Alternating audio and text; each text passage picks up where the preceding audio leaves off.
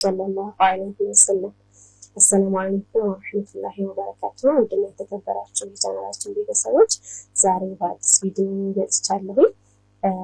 በቅርብ ጊዜ እናስታውሳለን ዶክተር ሼክ አቡበከር ሱለይማን እና እንደዚሁም ደግሞ አቡበከር አህመድ በተመሳሳይ አንድ ሚዲያ ላይ ተመሳሳይ ጥያቄዎች ማለት ይቻላል ተጠይቀው ነበርና የሁለቱንም ማንነት ይበልጥ ጉልህ ያወጣ እንደዚሁም ደግሞ አቡበከር አህመድ ማን ነው ዶክተር ሼክ አቡበከር ሱለይማንስ ማን ናቸው የሚለውን ጭምር ለሁሉም መልስ የሰጠ ቪዲዮ ነበር ማለት ይቻላልና ከዛ ላይ አቡበከር አህመድ ተጠይቋቸው ቀጥፎባቸው ዋሽቶባቸው የመለሳቸው ጥያቄዎች አሉ።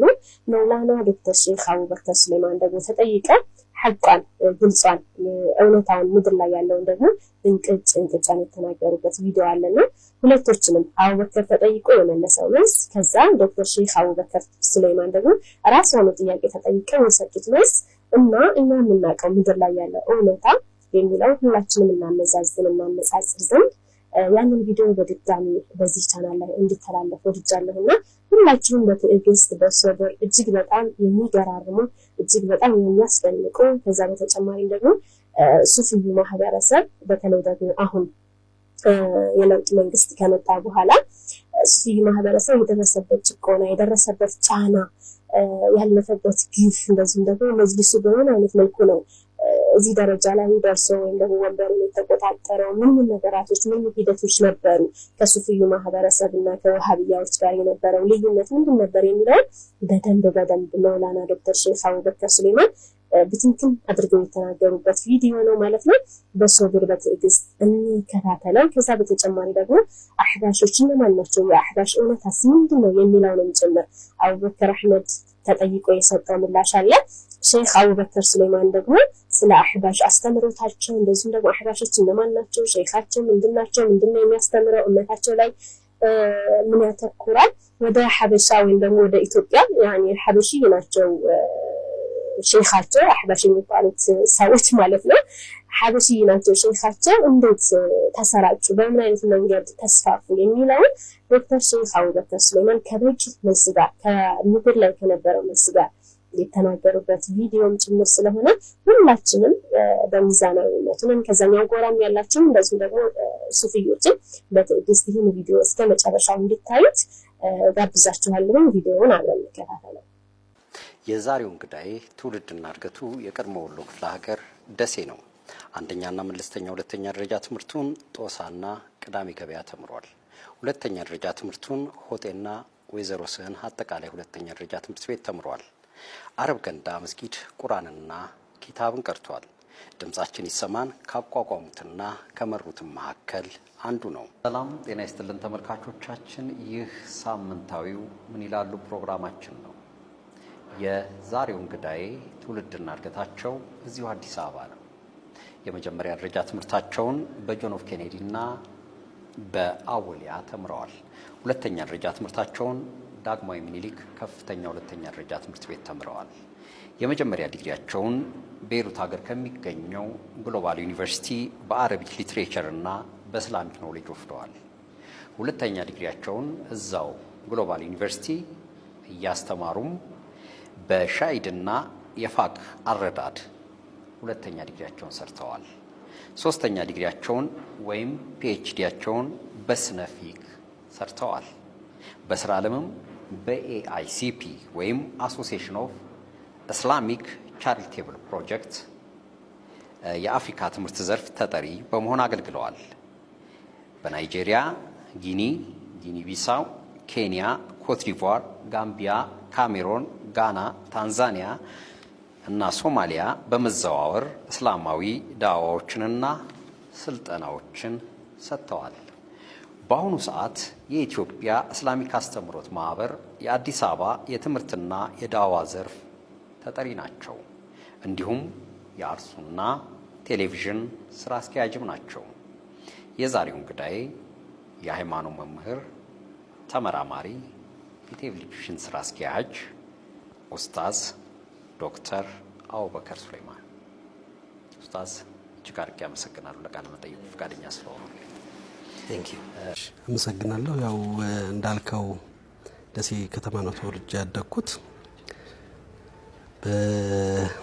በመንፈሳዊውም በንግዱም ውስጥ ያለ ቤተሰብ ውስጥ ነው ተወልጄ ያደግኩት። አባቴ ነጋዴም ነው፣ የሃይማኖት ሰውም ነው።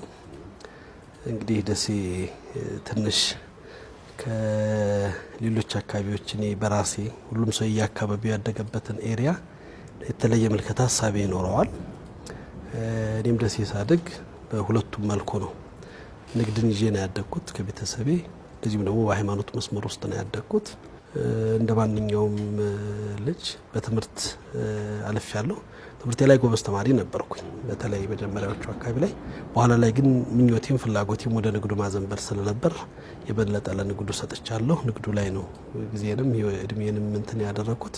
ከዛ በኋላ ደግሞ ከልጅነት የጀመርኩት የእስልምና እውቀቱን መነሻ በማድረግ የሃይማኖት ትምህርት ውስጥ በማለፍ ደሴ ከተማ በነበርኩበት ጊዜያቱም ውስጥ ያው በረጅም ጊዜያቶች ውስጥ በእስልምና አስተምሮትም የዳዕዋው ዘርፍም ከዛም ውጭ በተለያየ ኃላፊነት የወጣት ማህበር እስልምና የደሴ ሙስሊሞች ወጣት ማህበር ሰብሳቢ ሆኜ ከ4 ዓመት በላይ እስልምና ጉዳይ ውስጥ እንደዚሁ 4-5 ዓመት በሃይማኖትና በትምህርት ዘርፍ ውስጥ ሰርቻለሁ። አጠቃላይ ስለ ልጅነት ልምጣ። ሲነግሩኝ ሰዎች አቡበከር ዘናጭ፣ ፋሽን ተከታይ፣ በጣም ደግሞ ዘፈን ትወድ ነበር በልጅነት እና ሲያወሩልኝ ክፍል ውስጥ እንደውም በተለይ ግጥምና ዜማው ይዞ ነው መጥቶ የሚያወራልን ነው ሙሉ ግጥም። እንዴት ነበር ከዛ ላይ? ብዙ ሚስጥር እንትን ብልሃል ማለት ነው። እንደ ማንኛውም ወጣት በወጣትነት እኔ ቤተሰባችን ሙሉ እንዳልኩ የሃይማኖቱ መሰረት በጣም መንፈሳዊ ዓለም ላይ በጣም ትኩረት የሚያደርግ ቤተሰብ ነው አባቴም እናቴም።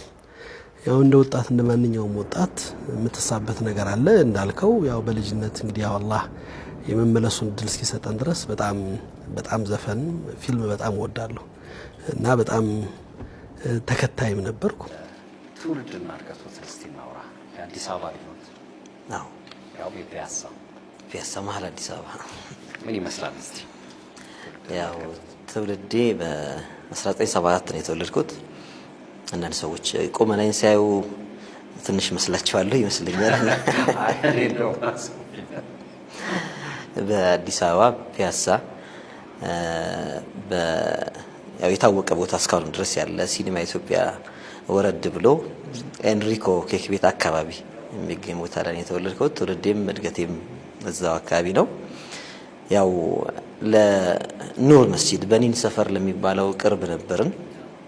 የተወሰነች ርቀት ነው በእኛና በመስጂዱ መካከል ያለውና ከልጅነት ጀምሮ ቁርአንን እዚያው አካባቢ ላይ ከነበረ መድረሳ ጀምረን ከዚያ ወደ በኒን መስጊድ ደግሞ ያው ትንንሽ ልጆች ብዙ ጊዜ ወደ መስጂድ መላክ የልጅነትም ነገር ስላለ ሌላ ትምህርት ቤት ወይም ደግሞ ሰው ቤት ውስጥ የሚያስቀራም ልጅ ካለ እዛ ይቅሩ ይባላል። ትንሽ አደግ ሲል የመለየት ደረጃ እንደሚባለው ጧሃራን፣ ንጽህናን፣ ነጃሳ ምንለው ነገር አለ።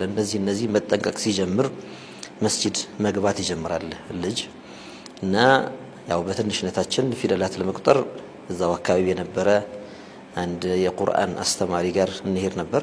ከዚያ ደግሞ በኒን መስጂድ ሄደን ኑር መስጂድ ይባላል ሰፈሩ፣ በኒን ሰፈር ይባላል። እዚያ ነበር ቁርአን እየቀራን ያደግነው።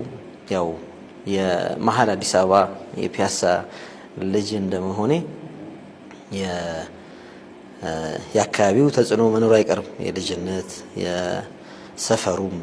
ግን አልሐምዱሊላህ ጥሩነቱና ደግነቱ ቤተሰባችን ለዲን የሚጨነቅ ወይም ደግሞ ለሃይማኖቱ እነጻ የሚያስብ ስለሆነ አልሐምዱሊላህ በቅርበት ወደ መስጂድ እየሄድን ዲንን እየተማርን በተለይ በልጅነት የሰፈር ዳዕዋ የሚባል ነገር ነበረ። የዳዕዋ ወተብሊግ ጀማዓ ለዚህ ትልቅ ስራ ነበረው። በየቤቶች ውስጥ የሚደረጉ ታዕሊም የሚባል ነገር ነበር። የቤት ታዕሊም ይባላል እና ሰዎች እኛ መንደር ላይ እኛ የነበርንበት መንደር ውስጥ ሰዎች ይመጡና ሙስሊም ቤቶች ውስጥ እየተዘዋወሩ ዛሬ አንተ ቤት ነው ታዕሊም የሚደረገው፣ ነገ ደግሞ አንተ ቤት ነው እየተባለ በልጅነታችን የዲንን ትምህርት እንድንሰማ ዱዓ ያው የልመና መርሃ ግብር ነው።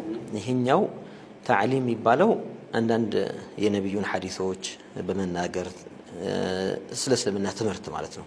አጠር ባለ መልኩ ምክሮች፣ ግሳጼዎች ሰላት ስገዱ፣ በእምነታችሁ ላይ ጠንክሩ እንዲህ የሚል መልእክቶች ያሉበት ዳዕዋ ይባላል። ይህንን ዳዕዋ ለማድረግ ያው በዚያ በተለመደው አጠራር የቤት ታዕሊም ማለት ማስተማር ወይም መማር ነው። ይህንን ያከናውኑ ነበርና በዚያ ነበር የበለጠ ስንሳብ የነበረው ከዚያ ጀምሮ። ከዚያም በኋላ ልጅም ሆነን የመርከዝ ዛሬ ኳስ ሜዳ በመባል የሚታወቀው ቦታ ላይ የሐጅ ዘይኑ ረሂመሁላህ ትልቅ ዓሊም ነበሩ። አቡበክር ሲዲቅ ይባላል መስጂዱ። እዛ መርከዝ ውስጥ ለልጆች ተብሎ በእረፍት ጊዜ ቅዳሜና እሁድ የ24 ሰዓት አንድ ቀንና አንድ ሌሊት ማለት ነው ያችን 24 ሰዓት ዳዕዋ ተብሎ ይወስዱን ነበር ያው በልጅነታችንም እና ያ ትልቅ ህይወቴ ላይ የመጣው ተጽዕኖ አለ። ከመጀመሪያ ጀምሮ መስመር እንዳትስትና ተስተካክለህ እንድትሄድ የበለጠ ሙሉ ለሙሉ ወደ ሃይማኖቱ አስተሳሰብ እንድትገባና ሰፈሩ ከባድ ሰፈር እንደመሆኑ ፒያሳ ነው። ትንሽ ከፍ ካልክ ወር ላይ ሲወጣ ትግራይ ሆቴል ነው። ሌሎችም እዛ አካባቢ የነበሩት ሆቴሎች፣ ግሮሰሪዎች በማታ ጭፈራ የምትሰማበት ሰካራ የምታይበት እንደዛ አይነት ሰፈር ነው። ግን አልሐምዱሊላህ እኛ በዚያ እንድንታነጽና ከምንም አይነት የሚስበን ነገር ሳይኖር ሙሉ ለሙሉ ወደዛ እንድንገባ መስመር ከፍቶልናል። ያው እንደ እድል ሆኖ ስኮላርሺፕ አግኝቼ ነው ከዚህ ከዓለማዊ ትምህርት ወጣ ባለ መልኩ ስለ መንፈሳዊ ትምህርትና እስላማዊ ትምህርት ያዝንባሌም ስላለ ሼኻችን ላይም ስንቀራው የነበረ ስንማረው የነበረ ነገርም ባክግራውንዱም ጥሩ ስለሆነ ያ እድል መከፈቱ ለኔ አልহামዱሊላህ ጠቅሞኛል። የተዘጋጀና ጥሩ ባክግራውንድ ካለ እንደዚህ አይነት መንፈሳዊ ኮሌጅ ወይም ዩኒቨርሲቲ ውስጥ ገብቶ ለመማር ሰው ዝግጅቱም አለው ቶሎ ለመጨረስና ለመቀጠልም ከዚያ ደግሞ ወደ ከፍተኛ ትምህርት ለማደግም እድሉን አልহামዱሊላህ አመቻችቶልኛል። አንድ ጥያቄ ልጠይቅ። ቀደም ስናነሳ የነበረው ስለ አህባሽ ሼህ አብደላ አልሐሪሪ ማን ናቸው? ሊባኖስ የነበሩት ሼህ አብደላ አልሐሪሪ ከሐረር የወጡ አንድ የእስልምና ሃይማኖት አስተማሪ ከነበሩት ውስጥ አንዱ ናቸው። እንግዲህ አህባሽ የሚባለው ሴክት ወይም ደግሞ አስተሳሰብ የእሳቸው ቡድን ተከታይ እንደሆነ ይነገርለታል። ሼህ አብደላ አልሐሪሪ ይታወቃሉ። በሐዲስ ዕውቀታቸው የሚታወቁ መካና መዲናም ላይ ያስተማሩ ከዛ በኋላ ወደ ሶሪያና ሊባኖስ የሄዱ ሰው ናቸው። ወጣ ያለ ሐሳብን በማራመድ ወጣ ያለ አስተሳሰብን በማምጣት ይታወቃሉ። ለዚህም በዓለም ላይ ያሉ ትልልቅ ስኮላሮች በቻቸው ላይ ጽፈዋል፣ ተናግረዋል። እኔ ኢትዮጵያዊ መሆናቸው አለመሆናቸው አይደለም ወይም ደግሞ የሌላ ሀገር ዜጋ መሆናቸው አይደለም። እንዳልኩ እስልምና አስተምሮት ትልልቆቹ መሪዎቻችን ተብለን እና ሃይማኖቱን መሰረት የምንወስድባቸው ሰዎች ከመካከለኛው ምስራቅ የወጡ ሰዎች ሆናሉ። ከአሜሪካ ወይ ደግሞ ከቃውቃዝ ምድር ከሩሲያ የወጡ ናቸው። ትልልቅ የሚባሉት የእስልምና የሐዲስ መጽሐፍቶችን የጻፉት አብዛኞቹ የሩሲያ ሰዎች ናቸው። ከዛች ከሶቪየት ህብረት ከምትባለው አካባቢ የወጡ ማህበረሰቦች ናቸው። የዛ ሀገር ሰው ናቸው ብለህ አጥላቸውም። እምነቱን አስፋፍተዋል። የእምነቱን መሰረት ትልቁን ጥለዋል። እነዛ ሰዎች በማንኛውም መልኩ ይከበራሉ፣ ይታወቃሉ። ይህም ሰው እንደ ሃይማኖት መምህርነታቸው አስተምረዋል። አስተሳሰባቸውንም በራሳቸው መስመር ውስጥ አስፋፍተዋል። ከፍተኛ ቁጥር ያለው ተከታይ በሊባኖስና አካባቢው ላይ አላቸው። የራሳቸው የሆነ ተከታይ ማለት ነው። ያስተምሩት ሐሳባቸው እኔ ከትክክለኛው ከተማርኩት ከማቋሽ አስተምሮት የወጣ ያፈነገጠ ነው ስለማምን አስተሳሰቡን ተቃውሚያለሁ። እንደ ሰው አላህና ፈጣሪው ተገናኝተዋል። አላህ የሚያደርገውን እሱ ያውቃል። እሳቸው ከስራቸው ጋር ሂደዋል። አላህ ይዘንላቸው። ሌላውን ነገር አላውቅም። በሌላ ነገር አስተያየት መስጠት አልችልም። ከዛ ውጭ ግን እንዳስተሳሰብ ግን አስተሳሰቡ እኔ ከተማርኩት ከምናቀው አገራችን ትልልቅ ከሚባሉት ዑለማዎቹ በወቅቱ ሁሉም ከእምነቱ ከኛ ከያዝነው የእምነት መስመር ያፈነገጠ ወጣ ያለ ሐሳብ ያለው ስለሆነ ይሄ ነገር ተቀባይነት የለውም ብሎ ሁሉም ፊት ለፊታቸው ላይ ቆሟል። በጣም ጥሩ። ቤይሩት ሊባኖስ አካባቢ የሚታወቁ አንድ ሰው አሉ፣ ሼህ አብደላ አልሐሪሪ። እስኪ ስለሳቸው እናውራ። በዛውም አያይዘን ደግሞ አህባሽ ስለሚባለው እንትን እናውራ። ሼህ አብዱላህ አልሐሪሪ አልሐበሺ ረሂመሁላህ አላህ ጥሩ ስራቸውን ይወድላቸው።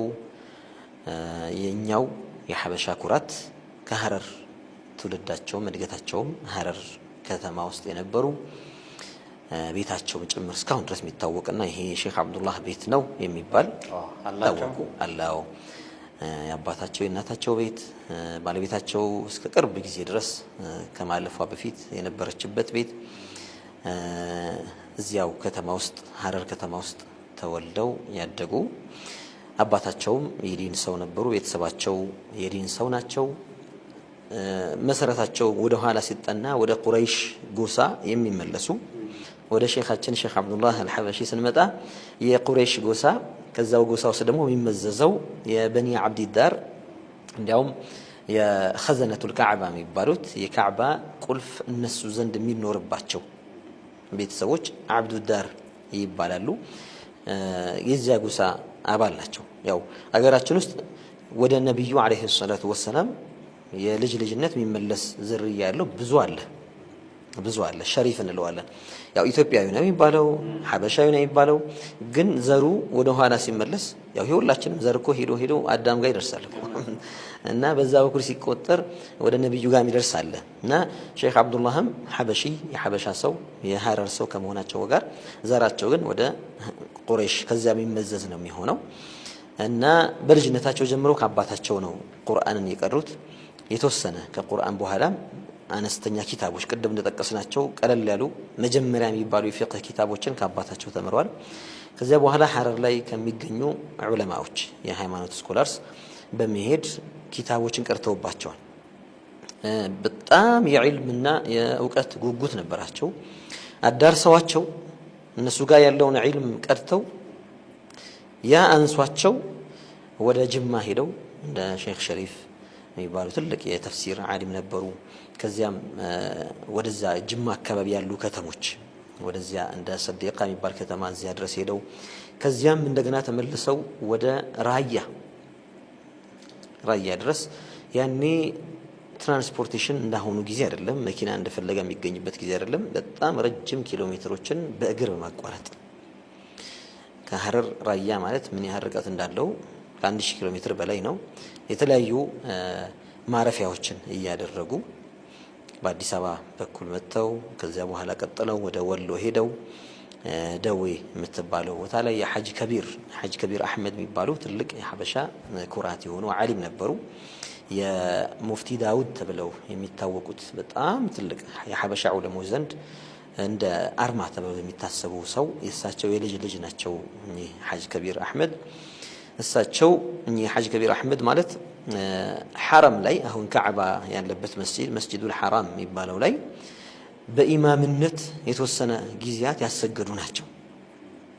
የሐበሻ ሰው ናቸው። በጣም የቁርአን ችሎታቸውና የሐዲስ እውቀታቸው በፊቅህም ጉዳይ የነበራቸውና እንደገና እነጻቸው በጣም ያማረ ሰው ነበሩ። በጣም አላህን ፈሪ ሰው ነበሩና በሱልጣን አብዱል ሐሚድ በሚባለው የዑስማኒክ ኤምፓየር የመጨረሻው ኸሊፋ በሱ ዘመን ላይ እሳቸው እዚያ ኢማም ሆነው እንዲያሰግዱ የተወሰነ ጊዜ ኢማም ሆነው አሰግደዋል እና ከዛ ወደ ሀገራቸው መጥተዋል። እሳቸው ዘንድ መጥተዋል ሼኽ አብዱላህ እሳቸው ዘንድ መጥተው ቀርተውባቸው ከዚያም እንደገና ወደ ራያ በመሄድ ሙፍቲ ራያ የሚባሉት ሼኽ ሙሐመድ ሲራጅ አልጀበርቲ ዘንድም እሳቸውም በተለየ መልኩ አስተናግደዋቸው ያኒ ሼኽ አብዱላህ የዕልም ጉጉታቸውና ከዚያም በፊት የነበራቸው የዕልም ጥሩ ባክግራውንድ ሼኽ ሙሐመድ ሲራጅ አልጀበርቲ ጋር ሙፍቲ ሐበሻ በመባል ይታወቃሉ። የሐበሻ ሙፍቲ እንደማለት ነው። እሳቸው ጋር ሲመጡ አሁን የዕልም ሰው መጥቷል ብለው ሌሎች ደረሳዎቻቸውን የሚያስቀሩትን ለጊዜው እናንተ ጠብቁ ብለዋቸው ለሼኽ አብዱላህ ብቻ በተለየ አጽንኦት ሰጥተዋቸው የሚፈልጓቸውን መቅራት የሚፈልጓቸውን ኪታቦች መጽሐፎች የሐዲስ መጽሐፎች ነበሩ።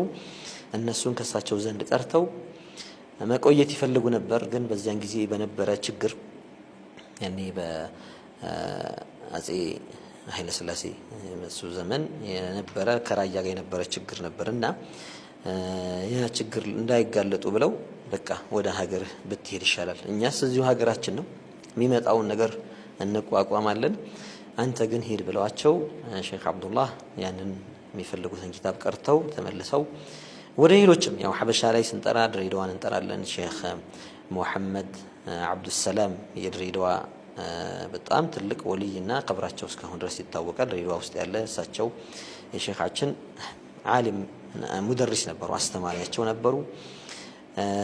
ሌሎችም ያው ጠቅሰን ማንጨረሳቸው ብዙ ዑለማዎች ቀርተውባቸዋል ሼክ አብዱላህ እና ከዚያ ነው ጅማሯቸው።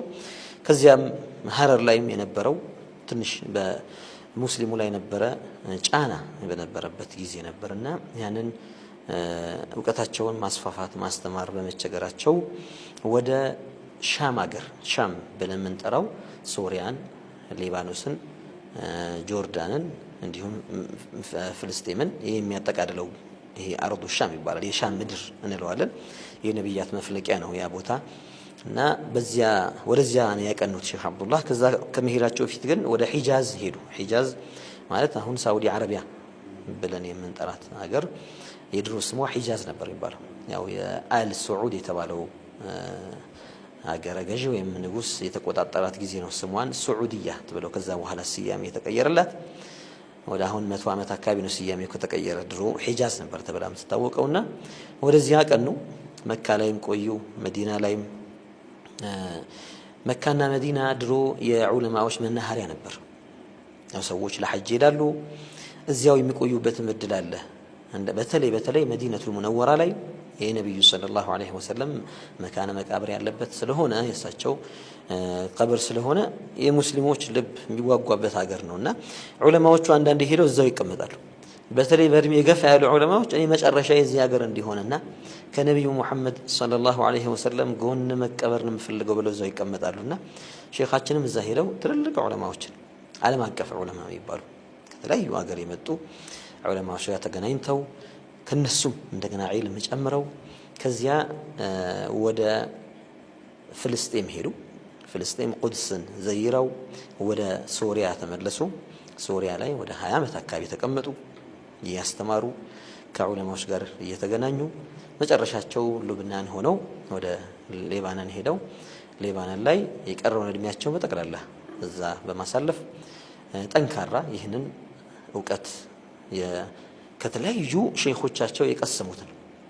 ከሀገራችን ብቻ ሳይሆን ከሀገራችን ውጪም ያሉ ከተለያዩ ቦታዎች የመጡ ዑለማዎች ከነሱ የቀሰሟቸውን እውቀቶችና ሰነዶች። እስልምና ላይ ሰነድ የሚባል ትልቅ ቦታ የሚሰጠው ነገር አለ። አንድ ሰው ይሄ ወፍ ዘራሽ እውቀት እንዳይሆን መጽሐፍ አንብቤ ነው እንዳይል፣ ወይ ደግሞ የሆነ ቦታ ላይ አግኝቼ ነው እንዳይል ከማን ነው የወሰድከው የሚለውን ያንን የሚያጣራ ሰነድ የሚባል ትምህርት አለና ከትልቅ ሰዎች እስካሁን ቢጠሩ ስማቸው ዑለማዎቹ የሚያውቋቸው እነንትና ከሚባሉ ሰዎች ሰነዳቸውን የእውቀት መስመራቸውን ከነሱ ጋር አገናኝተው የወሰዱትን ዒልም ደግሞ ለተማሪዎቻቸው እያዳረሱ ያው እዛ የነበረው ማህበረሰብ ከባድ ነው። ሌባኖን ማለት የአውሮፓ ፈረንሳይ እንደማለት፣ ከአውሮፓ ውስጥ ፈረንሳይ እንደሚባለው ከአረብ ሀገራት ደግሞ ሌባኖን ይባላል። በስልጣኔ በጣም ሰለጠንን ብለው የሚያስቡ ሰዎች ናቸው።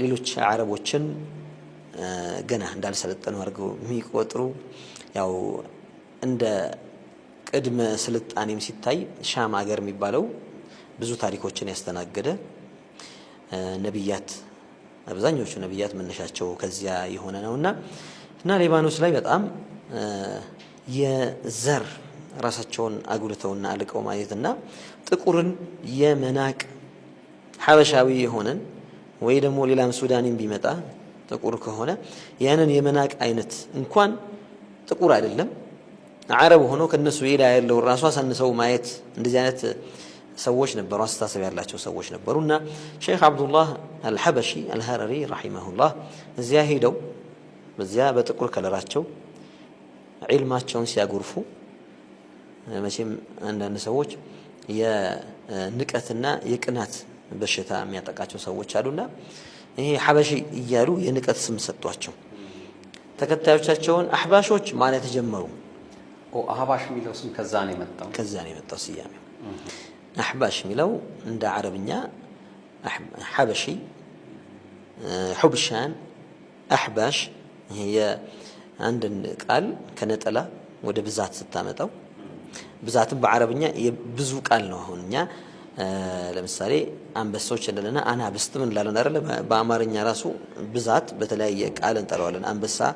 አንበሳዎች ይባላል ወይም አንበሶች ይባላልና አናብስትም ይባላል። የተለያየ አይነት አረብኛ ላይም ሐበሺ የሚለውን ሑብሻን ተብሎ የብዛት ስም ይጠራልታል። አህባሽ ተብሎ በአረብኛ በወዝን አጠራር አፍዓል በሚለው የወዘን ልኬት የሚዛን ልኬት አህባሽ የሚል ስያሜ ይሰየማልና ተከታዮቻቸውን እነዚህ አህባሾች እያሉ ስያሜ ሰጧቸው። የጥሪው የመናቅና ደግሞ ሐበሻ ከሐበሻ የመጣ ሰው የሚከተሉ አይነት ነው። ከዚያ ስያሜ ነው ያንን ጀማዓ አህባሽ እያለ የመሰየም ጅማሮ የተጀመረው ማለት ነው። አስተሳሰቦች አሁን ያልካቸው ይሄ ሱፊያ የሚባለው ስሉክ ይሉታል። አካሄድ ሰዎች በህይወት ውስጥ በሚኖሩበት ጊዜ ውስጥ መንፈሳዊ ዓለማቸው ህይወት ውስጥ ከምድራዊ ህይወት የበለጠ መንፈሳዊ ዓለምን በመምረጥ ብዙ ነገሮቻቸውን ለአላህ መስጠት በታዘዘውና መመሪያው በሚፈቅደው መሰረት ሲሆን ወደዛ ያዘነበሉ የመንፈሳዊ ልዕልና ውስጥ የገቡ ሰዎች የተሰውፍ ወይም በዋሃቢዝም የሚባለው መሐመድ አብዱል ወሃብ የሚባል አንድ ሳውዲያዊ ስኮላር ነው። 300 ዓመት ምናምን እድሜ ያለ አንድ ስኩል ኦፍ ቶት ይዞ የራሱን መሰረት አይደለም። በእስልምና ውስጥ አራቱ መዝሃብ የሚባሉ የፍቂህ የእስልምናን አስተምህሮት ትንታኔ በመስጠት የሚታወቁ አራት ስኩል ኦፍ ቶቶች አሉ። የአንዱኛው ስኩል ኦፍ ቶት የኢማም አህመድ ብን ሐንበል የሚባሉት ያንን መስመር የሚከተል በራሱ አካባቢ ላይ በተነሳው ሃይማኖቱ ተበረዟል ወይም ሃይማኖቱ ላይ አዳዲስ ነገሮች መጥተዋል፣ ይሄንን ማጥፋት አለብን ብሎ ይንቀሳቀስ የነበረ ሰው ነው። ይሄ በትልቅ ትግል አድርጓል። ለምን እሳቸው የሚያስተምሩት ትምህርት ነው አሁን አህባሽ የሚባለው። እዚህ እስቲ እናውራ።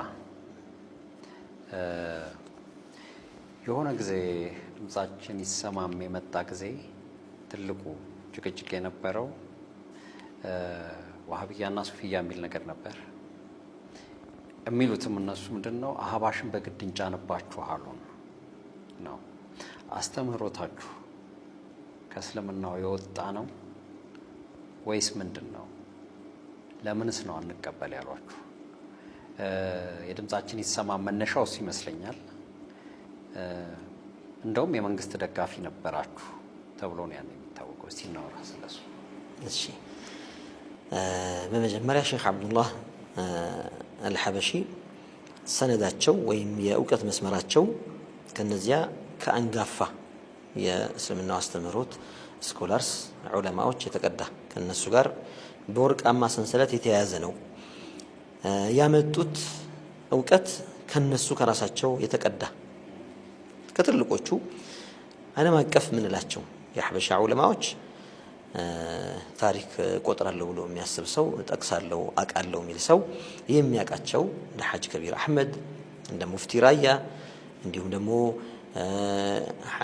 ሼክ ሸሪፍ ሺሮ ሌሎችም ሐበሻ ላይ አሉ የሚባሉ የዘመኑ አንጋፋ ዑለማዎች ከሳቸው ነው ከነሱ ነው ዒልምን የወሰዱት።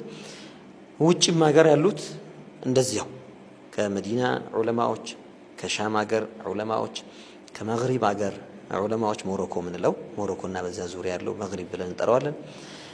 እንዲሁም ደግሞ ሌሎችም ከአረብ ሀገራትና እነዚህ ከተለያዩ ዑለማዎች የወሰዱት ንጹህ አንጡራ ሀብት ነው የሳቸው እውቀትና ይህንን እውቀት ነው ሲያስተምሩ የነበረው። አህባሽ የተባለ የተለየ የሃይማኖት ሴክት የለም።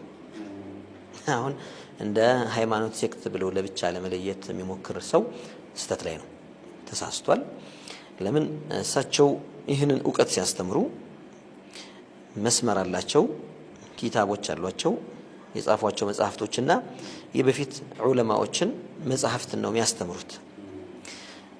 የበፊት ዑለማዎች መጽሐፍት የሚያስተምር ሰው በማብራሪያና በማስፋፋት ደረጃ ትንታኔዎችን የጻፈ ሰው አዲስ እምነት አምጥቷል ወይም አዲስ ሴክት ዘርግቷል አያስብለው። ዋናው የችግሩ መንስኤ ምንድነው? ወይም ይህንን የሼክ አብዱላህ አልሐበሺን ተማሪዎች እሳቸውን ጨምሮ አህባሽ ብሎ ሰይሞ በመጥፎ የማየት መነሻው ምንድነው ከተባለ በስያሜ ደረጃ እንዴት እንደነበር ቅድም ጠቅሼዋለሁ። ግን ከዛ በኋላ ይህንን ስያሜ ግን ለመጥፎ ጥቅም ማዋል ወይም ለመጥፎ አገልግሎት ማዋል ግን የተፈለገው በዋናነት ሼክ አብዱላህ አልሐበሺ በዋሃቢዝም አስተሳሰብ ላይ ጠንካራ የሆነ አቋም ያላቸው። ይሄ አስተሳሰብ በጣም መጥፎ አስተሳሰብ ነው። ሙሐመድ ኢብኑ አብዱል ወሃብ የተባለ ግለሰብ በሂጃዝ አገር ላይ አሁን ወደ ሪያድ አካባቢ በዚያ ግዛት ነጅዱል ሂጃዝ ይባላል ከዚህ አካባቢ የወጣ ሰው ነው። እሱ የሚያስተምረው የትምህርት ወይም እሱ ያሰራጨው ትምህርት ሙስሊሙን ለአደጋ የሚያጋልጥ የሚበታትን የሚቆራርስ ከዚያ ባሻገር ንጹህን ሙስሊም አንተ ካህዲ ነህ፣ አንተ ከፍረሃል፣ አንተ አጋርተሃል፣ አንተ ሙሽሪክ ነህ፣ አንተ ጠማማ ነህ የሚልና ከዚያ ባሻገር እሱንም አልፎ ወደ ማጥፋትና መግደል የሚሄድ አስተሳሰብ። ይሄ በአስተሳሰብ ደረጃ ሐሳቡ ይሄ ነው ብቻ ሳይሆን በትግበራም ደረጃ የታየ በሙሐመድ ኢብኑ አብዱል ወሃብ ጥቁር ታሪክ ላይ መጽሐፍቶች ጽፈዋል። ኡመራኡል ቢላዲል ሐራም የተባለ ኪታብ፣ ፊትነቱል ወሃቢያ የተባለ ኪታብ፣ እንዲሁም ደግሞ አስሱሑቡል ዋቢላህ ዐላ ضرائح الحنابلة የሚል ኪታብ፣ ሌሎችም አሰዋዒቁል ኢላሂያ ፊ ረዲ ዐለል ወሃቢያ የሚሉ ኪታቦች እነዚህ የታሪክ ጸሐፊያን ጭምር ለጊዜው በጣም ቅርብ የነበሩ ዑለማዎች ጭምር የሙሐመድ ኢብኑ አብዱል ወሃብ አስተሳሰብ ይሄ የወሃቢያ የሚባለው አስተሳሰብ መንገድ በጣም መጥፎና አደገኛ ብዙ ሙስሊሞችን ለሞት የዳረገ ለጭፍጨፋ የዳረገ የጨፈጨፈ አስተሳሰብ ነውና ይሄ መወገዝ አለበት በማለት ሼክ አብዱላህ በቁርጥ የሚያስጠነቅቁ የሚናገሩ ኪታቦችንም በዚህ ዙሪያ የጻፉ በፊት የነበሩ ኪታቦችንም አውጥተው ለሰዎች እንዲዳረስ ያደረጉና ሰዎች እንዲጠነቀቁ ያደረጉ ሰው ስለሆኑ የዚህ አስተሳሰብ አራማጆች ይህንን የሼክ አብዱላህን ስራ ልክ ሌባ ፖሊስን እንደሚጠላው እንደሚባለው አሳዳጃችን ናቸውና ምን አርገን ስማቸውን ገጽታቸውን እናጠልሸው የሚልን ዓላማ ይዘው ነው ሼክ አብዱላህን ምስላቸውን ገጽታቸውን ያጠለሹት። መሐመድ አብዱል ወሃብ ይሄንን ዋሃቢዝም ወይም በሳቸው ሴክት የሚጠራውን ነገር ሲያስተምሩ የዛን ጊዜ ነው ጭፍጨፋ የተፈጸመው? አው ማስተማር ብቻ ነበረም የሙሐመድ ኢብኑ አብዱል ወሃብ ስራ። ከማስተማር ባሻገር ኃይልም አደራጅቶ ነበር። የጎሳዎቹ እሱን የተከተሉ ሰዎች በኃይልም ጭምር በጉልበትም ጭምር ሰዎችን እየጨፈጨፉና አካባቢዎችን እየተቆጣጠሩ ከዛን ጊዜ ከነበረው የአገዛዝ ወይም አሚር ጋር የጊዜው አሚር የአካባቢዎች በየአካባቢው መቼም ድሮ እንደ ሀገር የኢትዮጵያ ንጉስ እንደምትለው ወይም ደግሞ ኢትዮጵያ ራሱ ስትል መሳፍንቶች እንደዛ አሁን የተከፋፈለ ነገር ታገኛለህ። አሚሮች እንደሚባለው መሳፍንቶች አሉና እዚህ አካባቢ ላይ የነበረው መስፍን ወይም ከመሳፍንቶች አንዱ ከሱ ጋር አብሮ በመሆንና ኃይልም በመተጋገዝ ያን አካባቢ እዛ አካባቢ ከነበሩት ዑስማኒክ ኢምፓየር ኃይሎች ጋር በመዋጋት እነሱን በመጨፍጨፍ መካንና መዲናንን በመቆጣጠር ከዚያም ወደ ጆርዳን አገር ጆርዳን የሳውዲ ጎረቤት ነች ይታወቃል። ወደ ጆርዳን በመሄድ ከዚያም ወደ ሶሪያ በመሄድ እንዲህ ያሉ ከባድ ትልቁ እስከ ጆርዳን ድረስ በጣም ትልቅ ጥፋት ያጠፉበት ስራ ነው። ይሄ አህመድ ኢብኑ ዘይኒ ዳህላን የተባሉ ትልቅ የታሪክ ጸሐፊ የመካ ሙፍቲ ይባሉ ነበር። ሙፍቲ መካ የመካ ሙፍቲ ተብለው የሚታወቁ ትልቅ ዓሊም የጻፉት መጽሐፍ አለ። የነበረውን ክስተት ዝርዝር ነገር ጠቅሰዋል። ይሄ ወሃቢያ እያሉ የሚጠቅሷቸው ወሃቢያዎች የሙሐመድ ኢብኑ አብዱል ወሃብ ተከታዮች ወደ ጣኢፍ የገቡ ጊዜ ጣኢፍ የምትባል ከተማ አለች ከመካ 80 ኪሎ ሜትር አካባቢ ርቃ የምትገኝ ነው። እዛ የገቡ ጊዜ አንድንም ሳያስቀሩ ይሄ የእናንተ ሙሽሪኮች ናችሁ ከሃዲዎች ናችሁ ወይ ወደኛ ሃይማኖት ትገባላችሁ አለዚያም ደግሞ እንጨፈጭፋችኋለን በማለት መስጂድ ውስጥ ቁርአን እየቀሩ የነበሩ ሰዎችንም ሳይቀር የጨፈጨፉበትን ታሪክ መካ ሲገቡ መዲናን ሲቆጣጠሩ ክቡር እስላማዊ መጽሐፍት ሳይቀሩ እንደ ቆሻሻ የተጣሉበት የተረጋገጡበት ንፋስ እንደፈለገ ሲጫወትባቸው የነበሩ የነብዩ ሰለላሁ ዐለይሂ ወሰለም መካነ መቃብር እሳቸው ያሉበት ክቡር ቦታ እዛ ላይ የነበሩ ነገሮች ሁላ የተዘረፉበት በጣም ብዙ ሰዎች ለሞት የተዳረጉበት ለግድያ ይህንን ታሪክ ጽፏል። መጽሐፉ እስካሁን ድረስ ይታተማል። እስካሁን ድረስ አለ። ሼክ አህመድ ኢብኑ ሙፍቲ መካ ይባላሉ። አህመድ ኢብኑ ዳህላን ይባላሉ እና እሳቸው ሌሎችም ተለቅ ያሉ ኪታቦች አሉ። የሚገርመው የሙሐመድ ኢብኑ አብዱል ወሃብ አባት ከሐንበሊ ዑለማዎች መካከል አንዱ ነበሩ። ሐንበሊ ማለት ከአራቱ የፊቅህ አስተሳሰቦች ከነሱ አንደኛው መዝሀብ ሻፊዒ ምንለው አለ፣ ሐነፊ ምንለው አለ፣ ማሊኪ ምንለው አለ፣ እንዲሁም ደግሞ ሐንበሊ ምንለው አለ። የሐንበሊ መዝሀብ ተከታይ ዓሊም ነበሩ። الشيخ محمد ابن سليمان الشيخ سليمان التميمي ይባላሉ። الشيخ عبد الوهاب ابن سليمان التميمي ይባላሉ። ያው እሱ ሙሐመድ ኢብኑ አብዱል ወሃብ ነው። አባቱ አብዱል ወሃብ ናቸው። الشيخ عبد الوهاب ابن سليمان التميمي ጎሳቸው ተሚሚ ይባላሉ። እኚህን السحب الوابلة على ضرائح الحنابلة የተባለ ኪታብ ላይ ወደ 800 የሚጠጉ የሐንበሊ እዚህ አሁን ያለው ወይፍቶት ነው የተፍኪር ወይም ደግሞ የመዝሀብ መንገድ ነው አንዱ ነው የፊቅህ ጉዳይ ማለት ነው። የዚህ መዝሀብ ዑለማዎችን የጠቀሱበት ኪታብ ወደ 800 የሚጠጉ ዓሊሞች እከሌ በዚህ ዘመን ተወልዶ በዚህ ጊዜ ሞተ፣ እንደዚህ አይነት ኪታቦችን ከእንትና የተማረ እዚህ ቦታ ላይ ያስተማረ እየተባለ አጠራጠር ባዮግራፊያቸው በትንሹ የሚጻፍበት መጽሐፍ ላይ እሳቸው ተጠቅሰዋል። እዛ መጽሐፍ ላይ የእሳቸው የሙሐመድ አብዱል ወሃብ አባት ሼህ አብዱል ወሃብ ኢብኑ ሱለይማን አተሚሚ ይባላሉ እና እዛ ላይ ጸሐፊው ምንድነው የሚሉት የኪታቡ ጸሐፊ ሼህ አብዱል ወሃብ ኢብኑ ሱለይማን አተሚሚ ይሉና ዋሊዱ ሙሐመድ ኢብኑ አብዱል ወሃብ የሙሐመድ አባት صاحب الدعوة التي انتشر شررها في الآفاق يزيا فنطرطاريو ወይም ደግሞ ሸረሩ የእሳት ፍንጣሪው የሱ ዳዕዋ የሱ አዲስ ያመጣው መንገድ ፍንጣሪ በየአድማሱ የተሰራጨ ያኒ እንዲህ አይነት መጥፎ አስተሳሰብ ይዞ የመጣው ሰው አባት ናቸው እያለ ይገልጻቸዋል። ሼህ አብዱል ወሃብን ማለት ነው። ሼህ አብዱል ወሃብ የሙሐመድ አባት ናቸው እና እዛው ኪታብ ላይ ወካነ የቁል አባትየው ስለ ልጁ እንዲህ ይል ነበረ። አባታቸው ስለ ልጃቸው እንዲህ ይሉ ነበር ያ ማ ተረውነ ሚን ሙሐመድ ሚን ሸር ከዚህ ከልጄ ከሙሐመድ ብዙ ተንኮል ሳያገኛችሁ አይቀርም ይሉ ነበረ። ብዙ ችግር ሳይገጥማችሁ አይቀርም። መቼም አላህ ለባሪያዎቹም ይከፍትላቸውና የሚያሳያቸው ነገር አለ።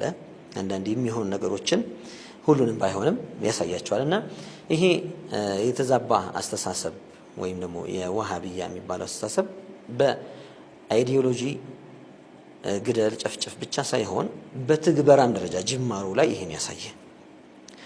ዛሬ አንድ ሰው ከአንድ ጣቱ በኋላ መቼም መደበቅ አይችልም ማለት ታሪክ ተመዝግቦ ስለሚያልፍ የሆነው በጠቅላላ አልጄሪያ ላይ የሆነውን ነገር እናውቃለን። ግብጽ ውስጥ የነበረውን በጣም ከባድ ጭፍጨፋ እናውቃለን። ሶሪያ ላይ እኔ ልጅ ሆኜ አስታውሳለሁ። ከትምህርት ቤትም እየተመለስን ቤታችን ውስጥ ሬዲዮ ሲከፈት ዜና ላይ 7 ሰዓት ዜና ላይ ወይ የማታ ዜና ላይ የእስልምና አክራሪዎች እንደዚህ ያደረጉ፣ በአልጄሪያ የእስልምና አክራሪዎች እንደዚህ ጨፈጨፉ፣ በአልጄሪያ በተለይ አልጄሪያ ላይ ከ1 ሚሊዮን ያላነሰ ሰው የተገደለው ነው የሚባለው። ይሄ የወሃቢይ እምነትና ኢኽዋን ተብሎ ከዛ በኋላ የመጣ ከግብጽ ሀገር መነሻው ግብጽ ሀገር የሆነ ሁለቱ እምነቶችን በቅይጥና አብረው ከሚያስጌዱ ሰዎች የመነጨ ነው። በጣም ነፍጥ አንግበው መስጂድ ውስጥ እየሰገዱ ያሉ ሰዎችን ጭምር ሰላት ላይ ሆነው ሰላት ውስጥ ሆነው ረሽነዋቸው ሄዱ እየተባለ እኔ አልጄሪያዊ ጓደኛ ነበረኝ። እኔ በይሩት ትምህርት ላይ ያለን ከአልጄሪያ ነዋሪነቱ ከዛ በኋላ ፈረንሳይ የሆነ አንድ ክላስ ውስጥ አብረን ክላስ ሚት ነበርና የነበረውን ነገር ቤተሰቦቹ ወላጁ አባቱ የነገሩትን ነገር ይነግረኝ ነበር። እንዲህ ሆነው እንደዚህ ሆነው ዘመዳችን አንድ አጎቴ እያለ ማለት ነው። ይሄ በአስተሳሰብና ፊክራ ብቻ የቆመ ሳይሆን በተግባርም ደረጃ የታየና ታሪክ መዝግቦ ያለፈው ነገር ነው። ከዚያ በኋላ ነገሮች መስመር ሲይዙ ሰላማዊ ለመምሰል የመታየት ሁኔታ አለ። እኛ ሁላችንም እናውቃለን። ዛሬ ሁሉም ሰው የሚረዳው ነገር አለ። ምንድነው አልቃኢዳ የሚባለው ምንድነው? አይኤስ የሚባለው ምንድነው? አለ አይደል? እንዲህ አይነት ነገር ነበር። መቼም ሰዎች ድራማ ነው ብለው ሊሉ አይችልም። ይህን ነገር እንዲህ ተብሎ አይኤስ የሚባል ድራማ ተሰርቶ አይባልም። መቼም ሰዎች የእውነታውን ገጽታ ለማንጸባረቅ ድራማ ሊሰሩ ይችላሉ። ግን እውነታ ነው፣ መሬት ላይ ያለ ተጨባጭ ነገር ነው። ከዚያ ባሻገር የኢኽዋን ወይም ራሳቸውን ኢኽዋን ሙስሊሚን ብለው የሚጠሩ ሰዎች የነበራቸው ኃይልና ግብጽ ላይ የሰሩ ስራ ይሄም የሚታወቅ ነገር ነው። አይኤስ ወይም ዛሬ እስላማዊ መንግስት ምስረታ ብለው የተነሱት ኃይሎች ሶሪያ ላይና በዚያ ዙሪያ ባለው ካርታ አስቀምጠው ይሄ ግዛት አሁን መሪ ተደርጎለታል ብለው ሾመው እየተዋጉ የነበሩ የሶሪያን ብጥብጥ በኃይል የተጠቀሙበት ሰዎች የሚያስተምሩት የነበረው መጽሐፍ የተቆጣጠሯቸው ቦታዎች ላይ የሆኑ ቦታዎች ላይ ተቆጣጥረው የእስልምና ሰርቲፊኬቱ ላይ እየሰጡ ነበር። የእስልምና ሰርቲፊኬት እኛ አይተናናቅም። አንድ ሰው ሙስሊምነትን ማረጋገጫ ሰርቲፊኬት ተብሎ የሚሰጠው ማለት ነው። እነሱ ሰዎችን ከዚያ በፊት የነበረውን አስተሳሰብ እንደ እስልምና ስለማይቆጥሩት ካሰለጠኑ በኋላ ሙስሊምነትን ማረጋገጫ እያሉ ሰርቲፊኬት እየሰጡ የሚያሰለጥኑት የነበረው ትምህርት ምን ነበረ? የሙሐመድ ብን አብዱል ወሃብና የሱ ልጅ የልጅ ልጁ አሉ ሸይኽ ተብለው በአሁን ሰዓት የቅጽል ስማቸው የሸይኽ ቤተሰቦች አሉ ሸይኽ ማለት አሉ ሸይኽ ሙሐመድ ብን አብዱል ወሃብ ማለት ነው። የሱ ቤተሰቦች ለረጅም ጊዜ በሙፍቲነት እዛ ሀገር ላይ ሲተካኩ የነበሩ ሰዎች የሱ ቤተሰቦች ብቻ ናቸው። ንግስናውን አሉ ስዑድ የስዑድ ቤተሰቦች ናቸው የሚይዙት። የሃይማኖቱን ሴክት ደግሞ አሉ ሸይኽ ናቸው የሚይዙት። እንዲህ ጎን ለጎን ሆኖ ነበረ እየሄዱ የነበሩትና ይህንን የነሱ ተማሪዎች የሙሐመድ ብን አብዱል ወሃብ ተማሪዎች ልጆች የልጅ ልጆች የጻፉትን መጽሐፍ ነበር የሚያስተምሩት የነበረው፣ ሲያውጁት የነበረው፣ በሚዲያቸው ላይ ሲያወጡት የነበረው፣ በግድ ይህንን ካልተማረ ሙስሊም አይሆንም ብለው ሲያስተምሩ የነበረው መጽሐፍ ግደል ጨፍጨፍ የሚለውን በተግባርም እያሳዩ በትምህርትም ሲያስተምሩት የነበረ ነውና ድብቅ ነገር አይደለም። አዎ የሆነ ሰው ይሄ አስተሳሰብ ከጊዜ በኋላ አያዋጣኝም ብሎ ሊተው ይችላል። ወይም ደግሞ በቃ አሁን እኔ ሰላማዊ ሆኜ ልኖር ብሎ ተቀምጦ ሊሆን ይችላል። አሁን ሰላማዊ ሆነ ማለት የሚከተለው ሰው አስተሳሰብ ግን ትክክለኛ ነው ማለት አይደለም። ያንን ካልተጸየፈው ስህተት ነው ብሎ እስካላጋለጠ ድረስ አሁንም ስህተት ላይ ነው የሚሆነው። ስለዚህ የወሃቢያ አስተሳሰብ የሚለው በወሬ ደረጃ ብቻ ሳይሆን በተግባርም ደረጃ እንዲህ አይነት አስተሳሰብ ያለው እንዲህ አይነት መንገድን የሚከተል መሆኑ የታወቀ ስለሆነ ሼክ አብዱላህ ይህንን የማስተካከል ስራ ነበር ይሰሩት፣ የማረም ይህንን መንገድ ተጠንቀቁ፣ ትክክለኛውን የመሸይኾቻችንን የትልቆቹን መንገድ ያዙ እያሉ ነበረ ሲያስተምሩ ነበር። እናንተ ከኢህአዲግ ጋር ወገናችሁ ነበረ። ያኔ አህባሽ ሙስሊሙ ህብረተሰብ ላይ ይህንን የአህባሽ ወይም ደግሞ ሼህ አብደላ አልሐሪሪ ያስተምሩት የነበረውን ትምህርት ለመጫን ተሞክሮ ነበር። ለመጫን ወይም በግድ ለመጫን መሞከር የሚለው ስህተት ነው ሙሉ ለሙሉ። ያውቺ ሰው ዘንድ ስሜትን ለመጫርና ሰዎችን ከጎን ለማሰለፍ ያ ቡድን የወሃቢያ ቡድን የተጠቀመበት ትልቅ መሳሪያው ነው። እኔ ማትሪክ ለመውሰድ የተዘጋጀው በነበረበት ሰዓት በ1993 ላይ በኒ መስጊድ እዛው ፑሽኪን አዳራሽ ላይ መተን እናጠና ነበር ለፈተና ዝግጅትና በኒ መስጊድም ቅርባችን ስለሆነ እንመጣለን። እዛው ባለሁበት ነው አስታውሳለሁ። ረመዳን ወር ላይ አንድ የሼክ አብዱላህ አልሐረሪ ተማሪ ሼክ አብዱራህማን አማሽ ይባላሉ። አሁን የኤአይሲፒ ምክትል ፕሬዚዳንት ናቸው እና እሳቸው ይመጣሉ። መጥተው እዛ መስጂድ ላይ ደርስ ይሰጣሉ፣ ትምህርት ማለት ነው። እና ትምህርቱ እኛ ከመሻይኾቻችን ጋር ዒልም እንቀራለን። ሼክ መሐመድ ሶቢይ ብቸኛ ሼኼ እሳቸው ነበሩ።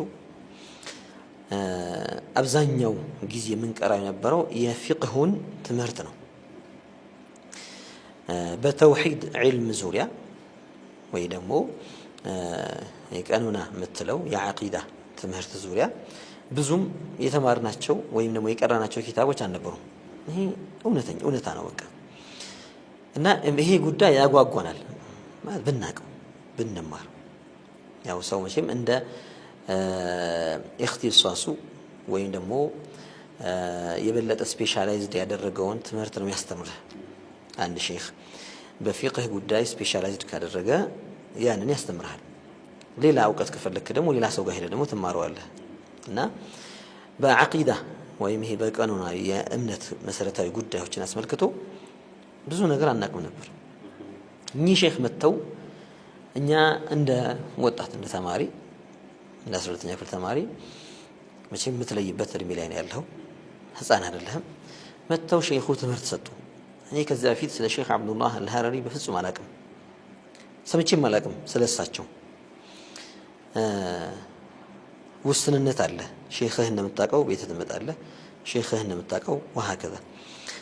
ስለሳቸው አይደለም ስለ ሙፍቲ ራያ አናውቅም ነበረ፣ ስለ ሌሎችም ዑለማዎች በሰፊው አናውቅም ነበር። አልሙሂም እሳቸው መጥተው ትምህርት ሰጡ በረመዳን። አንድ ትልቅ ሰው እያስተረጉሙላቸው አረብኛ ይገባኛል ሼክ ስለምቀራ፣ ከአረብኛው ባሻገር ትርጉም ነበረ።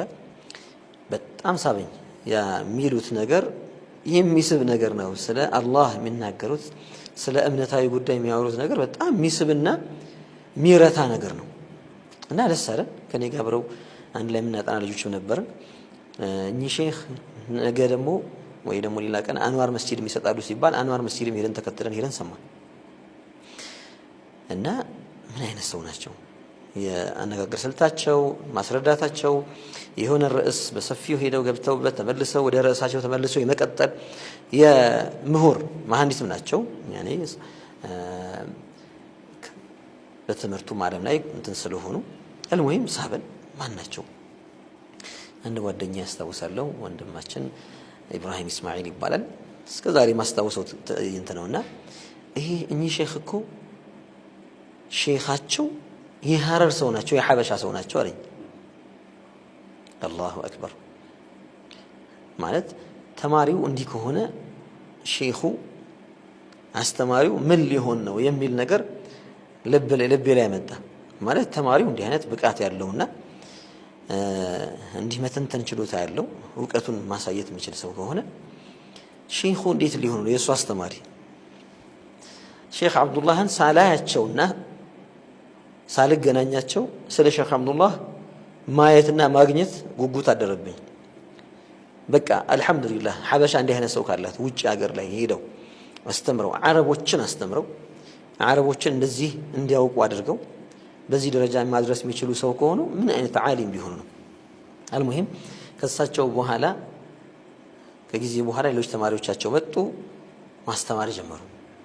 እኔ ገርጂ ነበርን ቤተሰቦቼ ጋር ቀን ፒያሳ ውላለሁ፣ ማታ ገርጂ ነው የምሆነው እና መጥተው የሆነ ቤት ወንድማችን ቤት መጥተው ሌላ ሼክ ሌላ የአረብ ሰው የሼክ አብዱላህ ተማሪ ደርስ መስጠት ጀመሩ። ወደድኩት። ምን ይመስልሃል ኪታብ ብትቀራሉኝ? ያስተረጉም ነበር አረብኛ ስለማቅ እና አስሻ ያልኳቸው እሳቸው ጋር ሄጄ ቤታቸው ድረስ እየሄድኩኝ ያረፉበት ቦታ ቦሌ አካባቢ ላይ ኪታብ መቅራት ጀመርኩኝ በትርፍ ጊዜ። ነገሩን በጣም ተወደዋለህ። ሼኽን መቼም የቀረብከውን ሼክ ደግሞ ትጠይቃለህ፣ እንዴት ናቸው? የምትፈሩት ነገር አለ ወይ? ሼክ ሙሐመድ ሶቢይ እሳቸው ላይ ምንም አይነት መጥፎ እይታ የላቸውም። ያደግንባቸው ያስተማሩን ከልጅነት ጀምሮ ገና መስጂዱ ስንረብሽ ጀምሮ ማለት ነው ህፃን ጀምሮ የምናውቃቸው ሼክ ናቸው እና የእሳቸው ምስክርነት አገኘው። አልሐምዱሊላህ እሳቸው ጋር እየተማርኩኝ እዛ እየሄድኩኝ ኪታብ ቀራለሁ። እንዲህ እያለን አልহামዱሊላህ ከጊዜ በኋላ እድሉ ሰፋና መርከዝ የመክፈት ሁኔታ ተመቻቸ። ሼክ አብዱላህ ራሳቸውን በአካል መጥተው ነበር። እኔ ያላገኘዋቸውም ነበር። ኢትዮጵያ የመጡበት ያችን አመት ነው። እኔ ቅርርብም አልነበረኝም። ያችን የመጡባት አመት ላይ ነበር የሳቸውን ተማሪ በእኔ መስጊድ ላይ መጥቶ ደርስ የሰጠቡ ማለት ነው። አልሙሂም ከዛ በኋላ መርከዙ ሲከፈትና ይህንን ትምህርት ለሁሉም ማዳረስ አለብን። በተለይ መሻይኾች ይህን ነገር በደንብ ቢይዙት አስተማሪ ናቸውና ለተማሪዎች የቀረቡ ናቸውና ለብዙ ሰው ይህን ዒልም ማስተላለፍ ይቻላል። የተዘነጋ ግን ሀገራችን ውስጥ የነበረ ሀብት የዓቂዳ የተውሂድ እውቀት በይበልጥ ሰዎች ፊቅሁ ላይ በማመዘን ትተውት የነበረ እውቀትን የሚሰጠን ሰው አገኘን። አልহামዱሊላህ የሚያስተምረን ሰው አገኘን። የፊቅህ ትምህርቶችም አብረው አሉበት። እንዲህ አይነት እድል መጠቀም ተገቢ ነው። الحكمة ضالة المؤمن ይባላል። ጥበብ ሙእሚን የሙእሚን እቃው ነው። ግን ሲጠፋበት ምን የሚያደርገው ነው? ሄዶ ፈልጎ ያገኘበት ቦታ መውሰድ ያለበት ነውና ይሄ ጥበብ ነው። አገኘነው ወሰድነው። አልহামዱሊላህ ከመርከዙ መከፈት በኋላ የተለያዩ መሻይኾች እየመጡ የተለያዩ የዩኒቨርሲቲ ተማሪዎች እየመጡ በግድ መጫን የሚባል ነገር ሳይሆን በፍላጎታቸውና ዒልሙን ሲያዩት ሲጣፍጣቸው እየተማሩ ከመሻይኾች ሰንሰለት ጋር እየተያያዙ እንደሆነ ሲረዱ ይሄ ሰንሰለት ወርቃማ ሰንሰለት ነው፣ መሀል ላይ የተበጠሰ የተቆረጠ አይደለም የሚለውን ሲያውቁ በይበልጥ መቅረብ ጀመሩ። ከጊዜ በኋላ ይሄ ለመጅሊስ አመራሮች ከወረዳ ጀምሮ እስከ ክልል እስከ ፌደራል ድረስ ያለው አመራሮች ቢሰጥ የሚል ነገር መጣ። በተለይ የወሃቢዩ እንቅስቃሴ በጣም ከፍተኛ በሆነበት ጊዜ አንድ ነገር ለማስታወስ እዚህ ላይ ቆም አድርጌት ሼክ አብዱላህ ተማሪ በን መስጊድ መጥተው ደርስ የሰጡ ጊዜ ኑር መስጊድ ላይ መጀመሪያ ጊዜ የሼክ አብዱላህን ተማሪ ሳይ ያኔ በነጋታው ይሁን ያኔ የሚጻፉ ጋዜጣዎች ነበሩ አስታውሳለሁ። ሰለፊያ የሚባል መጽሔት ነበር፣ ጋዜጣ ነበር። ሂክማ የሚባል ጋዜጣ ነበር። ከዛ ዋና ለቁድስ ተብሏል። እና ሰለፊያ መጽሔትን ወይ ጋዜጣን የሚጽፉት የዋሃቢያው አንጃ ነው። የዋሃቢያ አንጃ ይታወቃል። እኛ ልጅም ሆነን አወሊያ እየተማርኩኝ ተውሂድ የሚባለውን ትምህርት አስተምራለሁ ብሎ ይመጣውን ሰው እነዚህ እኮ ዋሃቢዎች ናቸው እያልን መሻይኾቻችን በነገሩን መልኩ ማለት ገና ሼክ አብዱላህን ሳናቅ ነው ይሄን ነገር እንፈራው ነበር። አልሙሂም መጽሔቱ ጋዜጣው ላይ ምን ብለው አወጡ? ከሊባኖስ እንደዚህ የሚል ሰው መጥቶ እንደዚህ ብሎ ወቀሳ ጻፉ። የዋሃቢያ አንጃ የሚጽፈው ጋዜጣ ነበርና እኛ ሁሌም በጥርጣሬ አይን የምናየው ጋዜጣ ስለሆነ አላመን ነው። ለምንድን ነው እንዲህ የሚያስተምሩ ሰውን የሚያወግዘው? እና ይሄ ነው እንግዲህ ያ ጅማሮ በፊት ጅምሮ ያለ ጸብና ጥላቻ እንጂ የአህባሽን አስተሳሰብ በግድ የመጫን ተብሎ እንዲህ አይነት ችግር ስለመጣ ለመቃወም የመጣ አብዮት ነው የሚለው ስተት ነው። ድምጻችን ይሰማ ላይ እንምጣ። ድምጻችን ይሰማ እንዴት ተቋቋመ? አላማውስ ምን ነበር? ድምጻችን ይሰማ የግፉአን ድምጽ ሆኖ ነው የተነሳው። እንግዲህ በኢትዮጵያ በለውጥ ሂደት ታሪክ ውስጥ በመብት ትግል ታሪክ ውስጥ ምናልባት ከፍተኛውን የሆነ ሰላማዊ ትግል ተሞክሮ ሞዴል ሆኖ ሊወጣ የቻለ እንቅስቃሴ ነው ብዬ አስባለሁ።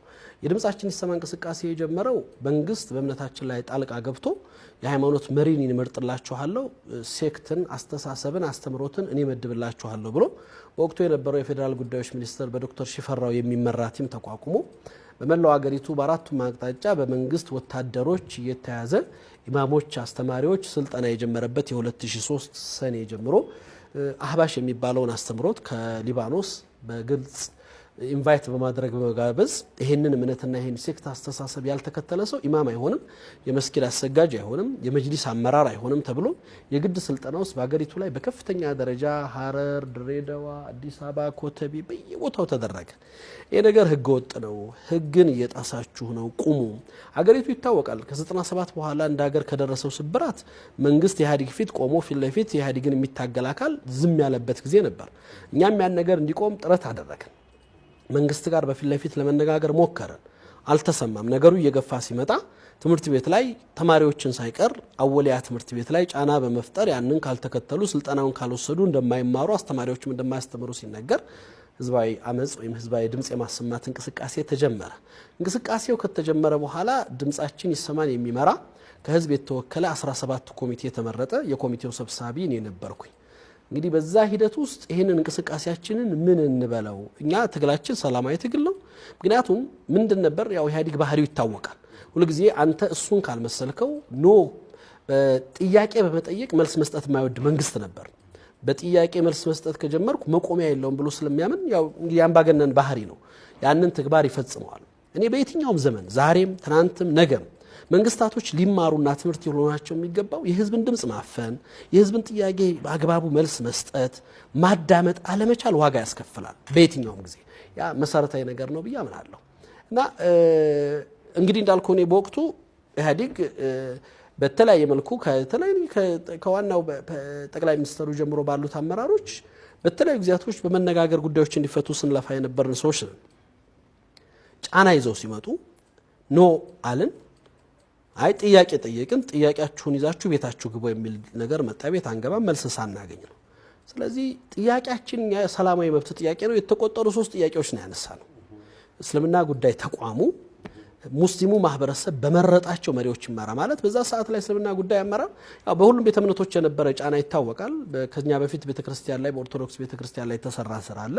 መንግስት በግልጽ ጣልቃ ገብቶ አመራሮችን እስከ መሾም ድረስ የሄደበት ሰው ህይወት የጠፋበት ልደታ ቤተክርስቲያን ላይ የምናስታውሰው ታሪክ አለ። ቤተክርስቲያን ታሪክም ለሁለት ለመከፈል ለመሰንጠቅ የተሄደበት ጉዞ አለ። እኛም ጋር መጥቶ ያንኑ ተግባር ሲፈጽም አመራሮቹ የሚመጡት በቀበሌ ተወክለው እስልምና እውቀቱ ያላቸው ሳይሆን ሰዎች የሚመጡት የሃይማኖት አባቶች ሳይሆን አስተካከለው ቁርአን የማይቀሩ ሶላት እንኳን የማይሰግዱ ሰዎች መሪ ማድረግ ጀመረ። ይሄ ነውር ነው፣ እስልምናን መናቅ ነው። ሁለተኛ ያ ሳያንሰው መስጊድ የሚያሰግድ መሪ በኢህአዴግ ጠመቃ የተጠመቀ ወይም በእኛ በመረጥንለት አስተሳሰብ የተማረ ማለት እኛ መስጊዳችንን ለኛ ተውልን። ስለዚህ መጅሊሳችንን እኛ በምንመርጣቸው መሪዎች እንምረጥ። በእምነታችን ላይ ጣልቃ ገብነት ተገብቶ እየተደረገ ያለው ነገር ይቁም። በትምህርት ቤቶቻችን ላይ ባሉን ኮሌጆች እንዳወለ አይነት ኮሌጆቻችን ላይ ተማሪዎችና አስተማሪዎችን አላግባብ ጫና እየተደረገ በእምነታችን ላይ የተደረጉት ነገሮች ይቁሙ የሚል ጥያቄ ይዘን ተነሳን። ያን ጥያቄ ይዘን ስንነሳ ቤት ግቡ አላልን፣ ገባም ስላልን ስም ሊሰጠን ፈለገ። ጥያቄያቸው አላማቸው የፖለቲካ አስተሳሰብ ነው ሲል ግዴታ ይሄ ጥያቄያችን ምንድነው ይዘን የተነሳ ነው። እኛ ሌላ ምንም ይዘን አልመጣንም። የማንንም ቤት እንዲነካ የማንንም እምነት ልንጥስ አይደለም። መንግስትም ሀገራዊ ፖለቲካም ውስጥ ጣልቃ ልንገባ አይደለም። በእምነታችን ላይ የመጣውን ጫና ልንቃወም ነው የወጣ ነው። ድምጻችን እንዲሰማ ነው የምንፈልገው ብለን በጋራ ኮሚቴው ተወያይቶ ይህን ድምጻችን ይሰማ የሚለውን እንግዲህ መለያ ይዘን ወጣን። ድምጻችን ይሰማ ብለን ወጣን። አደባባይ ላይ ለ7 ወር ነው እንግዲህ ምናልባት በኢትዮጵያ ታሪክ ውስጥ በመቶ ሺዎች በመላው ሀገሪቱ እኔ በአንድ ቀን በ40 በመላው ሀገሪቱ በ40 ከተማዎች ውስጥ በመቶ ሺዎች የሚቆጠሩ ሰዎች እየተሰለፉ እንግዲህ 40 ቀን መላው ሀገሪቱ የምታስታውሰው የነበረ ነገር አለ። አንዲት ድንጋይ ሳይወረወር አንዲት ጠጠር ሳይጣል ድምጻችንን ብቻ ከ3 ሰዓት በኋላ አሰምተን ጥያቄያችንን አስተጋብተን ነበር ወደ ቤታችን የምንበተነው። የግል ለመንግስት እንቅልፍ ነሳው። ያው እንግዲህ ምናልባት ለስርዓቱ ሂደት የመጀመሪያ ሰላማዊ ትግል ታሪክ ውስጥ ፈታኝ የሆነበት ፊት ለፊት ላይ ምንም አይነት ኃይልን እና ሌላ አማራጭን ያልተከተለ ሰላምን ብቻ የመረጠ ትግል ይዞ የወጣበት ፍርሃትን ድባብ የገፋ ታንክ ፊት መቆም የቻለ ማህበረሰብ ነው የተፈጠረው። ምንም ይዘው ቢመጡ ወደ ኋላ ቢመለስ አልነበረም። ለዛ ነው ፈታኝ የነበረው። ያን ይዘን ነው የተንቀሳቀስ ነው። በዛ መልኩ ነው የተመረጠው። የኛን የሙስሊሞችን የመብት ትግል የመብት ጥያቄ ለማስከበር ጥያቄ ለማድረስ የተመረጡ 17 ኮሚቴዎች መለያ ድምጻችን ይሰማ የሆነ እንቅስቃሴ ነበር ማለት ነው። አሁን የተነሳ ነገር አለ። ለምሳሌ ያህል በየቦታው የተሰጡ ትሬኒንጎች ኦር ኮርሶች ይኖራሉ። እሱን የቀድሞ ምንድን ነው የሚባለው ዶክተር ሽፈራ ይመሩት የነበረው ጉዳዮች ከሱ ቢሮ ጋር በመተባበር ነበር ይዘጋጅ የነበረው። እዛ ውስጥ መንግስት ምን አገባው? በሃይማኖታችን ለምን ይወስንልናል ነው። ሌላም ደግሞ ማነሳው አንድ ጥያቄ አያይዘው እንዲመልሱልኝ ገልማ አባ ገዳም ስብሰባ ነበር መሰለኝና እዛም ላይ የተደረገ ስብሰባ አለ። እንደውም ሙስሊም ሀገር ካልሆነ ኤምባሲ ብር ተሰጥቷችሁ በቀን ለስብሰባው ተሳታፊዎች 700 ብር እየተከፈለ እንደዛ አይነት ነገሮች ሁሉ ነበሩ እና በትክክል ኢትዮጵያ ውስጥ ያለውን ሙስሊም ለመጉዳት የታሰበ ነው እና በመንግስት የተጫነብን ነው የሚል ነበር። ድምጻችን ይሰማንም ያመጣው ያ ነበር። ብዙ ጊዜ 40 ሰላማዊ ተቃውሞዎች ነበሩ። ድምጻችን ይሰማ የሚል እሱንም እስቲ እሺ